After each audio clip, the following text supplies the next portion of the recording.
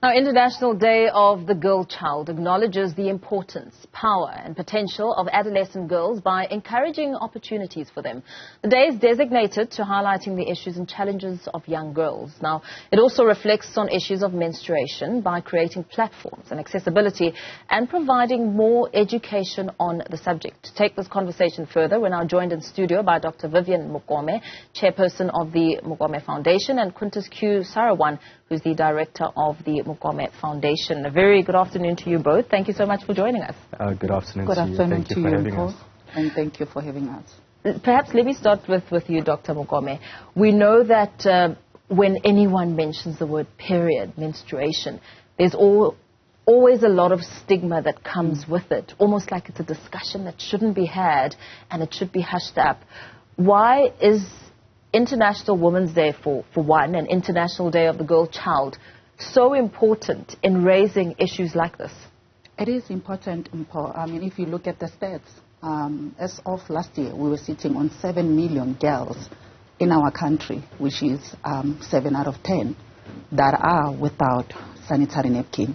And out of that 7 million, we are looking at 300 girls, apparently, that when it is that time of the month, they can't go to school. That is a scary number if you look at it. Yeah. And that's why, for me personally, it is very important that such topics is something that we discuss, and there shouldn't be the stigma around it. I mean, the number is alarming. 7 million and 300, that's a lot. Yeah. 30%, sorry, not 300, 30%, that's a lot. It means 3 out of 7 girls in our country. Yeah. As a man, you're sitting as a father, a dad, a brother, a husband, and the stigma around this and also who gets to hear about it is also something that really needs a lot of education, and, you know, a role of a male figure is also important in the conversation. Absolutely. I'm the advocate of change within the male structures. We had to go out and empower the youth through our donations that we are doing across Gauteng province, where we can actually spread the word through empowering and education around the dignity of a girl child. Obviously, it starts in the schools, and when we do present to the schools itself, both boys and girls are part of that presentation itself.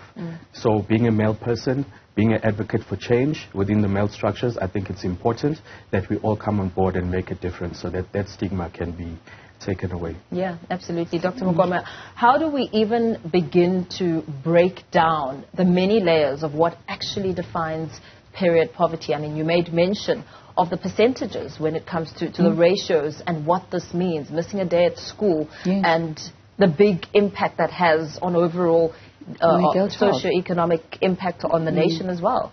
Yes, I mean, like I said, the stats is alarming. If you're looking at 30%, it's a lot. For me personally, I sat down with the team and say, maybe we need to draft a bill that will force a government to make the standard, you know, a situation where the access of sanitary napkin will be passed by our government, making sure that there is enough funds to sponsor for the sanitary napkin. And those business organizations, big ones that are doing business with our government, they should also be obligated to buy, you know, sanitary napkin. And municipality as well, they should also be held accountable in ensuring that the sanitary napkins are available to our communities. We can't, in 2023, be sitting with a situation where we have to beg for having access to a sanitary napkin. To me, it doesn't make sense. I mean, when I heard that some of the girls, they have to stay home because they don't have a sanitary napkin, that should be a serious concern to everyone. Yeah. What's your take on this? Absolutely. I mean, if you can eradicate the stigma part of it, where every girl child does not miss a day at school, then it will make a huge difference on the ground. So when we go out to actually donate and do our presentations across the schools, we actually donate 12-month cycles so that every girl child is at school and they do not miss a day of school. Yeah. How do you then do the preparation process in terms of educating young girls and preparing them for this? Because, I mean, it's a life-changing experience. There's a lot of insecurity and uncertainty around it, and the ages are changing as opposed to what would happen. I mean, each girl is different depending on many circumstances, but how do you then prepare, as a parent, an educator, prepare this young girl? I always say when we know better, we do better. It's all about education and education. You know, educating a girl child and a parent as well on the importance of using an organic sanitary napkin. There's a video that we have created as a team where there's a father who is involved with a girl child and teaching a girl child on how to wear an organic sanitary napkin. And by doing so, getting male as well involved in this, it removes the stigma around the subject of a sanitary napkin. That is something that we do not discuss. That's why, as Q has said, when we are doing this initiative, a girl child is involved. Yeah. And from our campaign, as I've said now, there's a campaign that we have created recently where a father is sitting with a girl child, showing a girl child how to put or how to wear a sanitary napkin. That to me was, I mean, important and moving. So imagine if every family can sit around the table and talk about this without this being a taboo. You know, a father sitting with her daughter, showing the daughter how to wear the sanitary napkin. Not just a sanitary napkin, but the importance of a good quality sanitary napkin. That's the message that we are preaching as a team. And what does that entail? It's an organic sanitary pad. It's the first to be distributed across Africa. We are giving premium brand to the students out there. It preserves health. It eliminates odor. It takes away stress. It eradicates pain. It's antibacterial. It's anti-inflammatory. So there's a lot of benefits to it, and most of all, it's organic. It's not recycled paper that is used currently, like the ones you find on the shelf. It's pure organic. It actually helps with cervical cancer and enhances metabolism and so forth. That's a thorough research that was done to get to this product. And I think what the exciting part about it is the fact that there are no leakages, because that's the main problem that many girls are suffering from, you know, the issue of leakages, and that's the reason why some will not go to school, because they are avoiding the incidents that are coming as a result of the leakages. So now what I like about the sanitary napkin is that it keeps them dry for longer, and we are able to achieve our objective, which is keeping a girl child in school. You know, so you remain dry, it's comfortable, and the feedback that we have received from most of the girls that we have donated, it was amazing. I mean, one of them says it has a velvet feeling.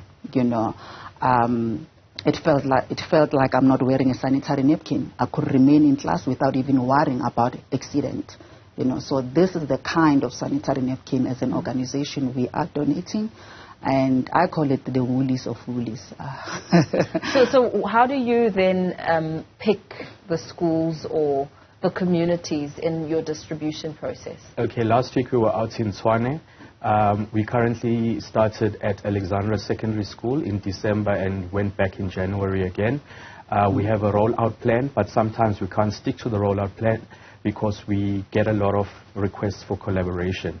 So we have other NPOs, NGOs that are coming on board that want to collaborate with us, where we partner with them and we go out to actually execute for that particular school. But the first phase is to cover 30 schools in Gauteng province, and we're already underway. So there's no criteria. We specifically in the townships, and then we'll be moving off to the rural areas as well as the villages. But mostly important is our township. We tend to overlook our townships because we think it's in the townships, it's okay. But you'll be shocked, that's where the challenge is. So our target is to make sure that all our townships are covered in Gauteng. Then from there we'll move to other provinces and later the rural area. But in order for us to measure the success of this project, we want to start with the townships in Gauteng. And make sure that we donate for the whole year for 12 months period and measure the success and the sustainability of this project before we can move to other Dr. Mokome, let me thank you for your time. And Q, I don't know, did you want to say something just No, I didn't want to say anything. Thank you so much for your time. Wishing you all the best with this project. Thank you so much. Thank you for leaving it there, Dr. Vivian Mokome, Chairperson of the Mokome Foundation, as well as Q, Sarawan, Director of Mokome Foundation, speaking to us about the importance of the sanitary pad and their plans around it.